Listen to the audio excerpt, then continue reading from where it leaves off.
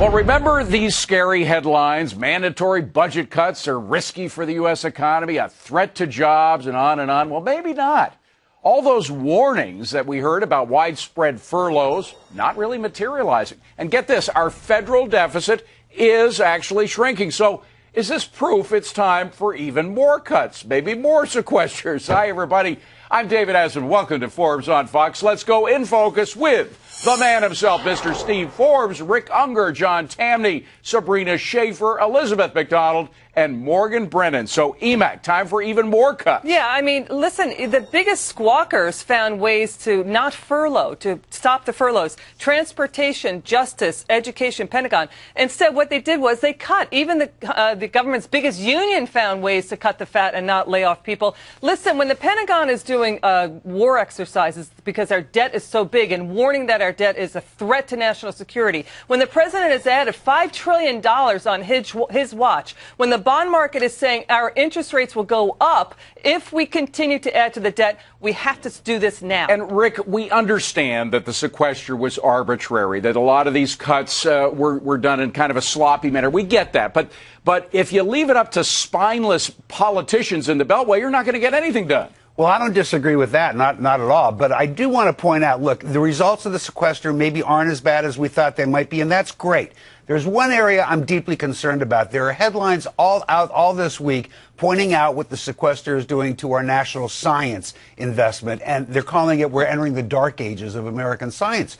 That's a shame. We should keep our eye on that. Now, as to the budget, by the way, you really think we're entering the dark ages? I know we are. I am actually aware. I keep up on these. I am actually aware of important medical research that's been going on, driven towards pharmacology. They've come to a screeching halt in the middle of their programs. That might also be because of Obamacare as well. Well, it's not because of Obamacare, so don't say that. Well, it may be. Morgan, the bottom line is that we're not really sure exactly how dangerous. One thing we are sure about is that the sequester itself was not as bad as we were being told it was, right?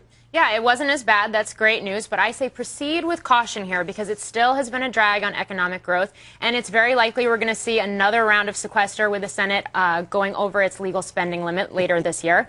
That being said, I think we really need to be smart in how we cut our spending. We need to target. It needs to be reforms. And the area that needs it most is entitlements and health care. Who's going to do those reforms? You really believe that Congress is up to it, that the president and Congress can work together for smart, targeted cuts? We haven't seen any evidence of that smartness inside the Beltway recently, have we?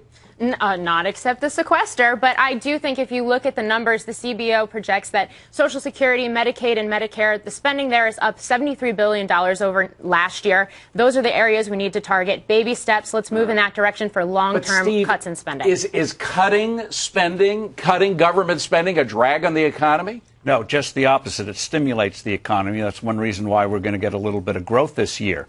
Where does the government get the money to spend? It gets it from taxing, borrowing, or printing of money, which is another form of taxation. So by leaving more resources in the hands of people who can use it productively, we all benefit from it. This is where less government is more for the rest of us. And Sabrina, you have some very specific places to cut even more, right?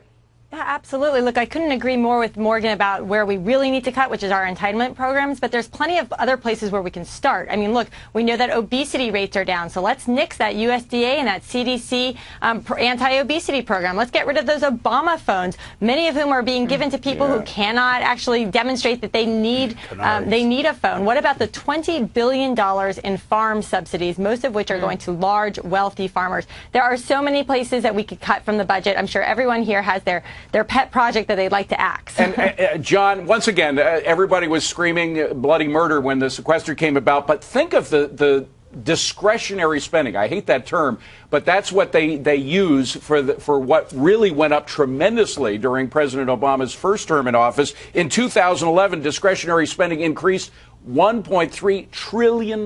We had a $1.3 trillion increase there. I mean, that's a huge amount of money. It had to go down. Well, yeah, this is basic economics. When government is consuming less in the way of capital, it's released to the private sector where it goes into real production. And the one thing I would say is we maybe want to get it off the deficit and talk about the raging forest fire, which is the size of government. What that truly represents is Microsofts and Intels that will never be created, cancer cures and heart disease cures you will never see, and transportation innovations that will never happen. Cut government spending because we want the economy to grow and we want better things and more liberty, too. So, Rick, John is saying that if you have more government spending, it'll crowd out the research that you're rightly concerned about in the private sector. Except that we know, and this is, you can't even argue this, we know this for a fact that that's simply not true. If you look at most of the cancer, you can laugh. It's, you know, I don't know how you dispute that one. We know that most of the cancer discoveries, most of these cures you're talking about, John, are the direct result of government participation and they wouldn't occur funding. Without government spending? Well, I can't tell you what would have happened or wouldn't have, but we do know. No, let me finish. We do know that this. Well, I'm going to finish. We do know that it was that spending that has led to these cures. To suggest cutting it out. Hold on a second. Is that true, Ema? Crazy. I hear Rick is saying it's a public-private partnership. Yes, a lot of NIH research grants went out, but I'm saying the private sector was in there big time helping develop the cures that we need today.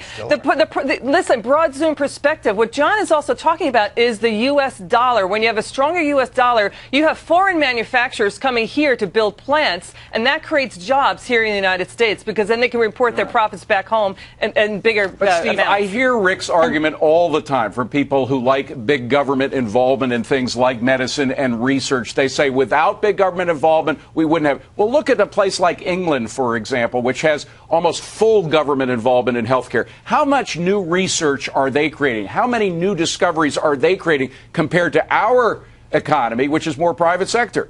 Well, when you get socialized medicine, what you do is you kill research for the future, which is why the pharmaceutical industry in Europe is withered away.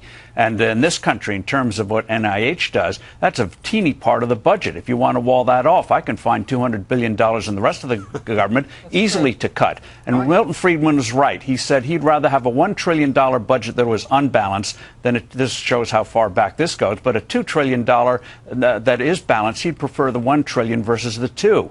And the reason is it takes resources out of the economy. John is right. Morgan, that's the bottom line, is that there may be good things to spend money on, but when you're taking it out of the private economy, does that help, one, the economy, and two, innovation? I agree with everybody on this panel, but I also, going back to my point, we can have arguments about smaller areas to cut. We can have arguments about things like debt ceilings and sequester. At the end of the day, it all comes back to entitlements. You want to balance the economy moving forward for the next generations. Take a look at that. And John, I know you're not terribly concerned about the deficit in general. You don't like big government spending, but the deficit doesn't scare you. But with that big deficit, it's taxpayers that have to pay for the interest on that deficit, right? That's not a good thing. I don't like doing that.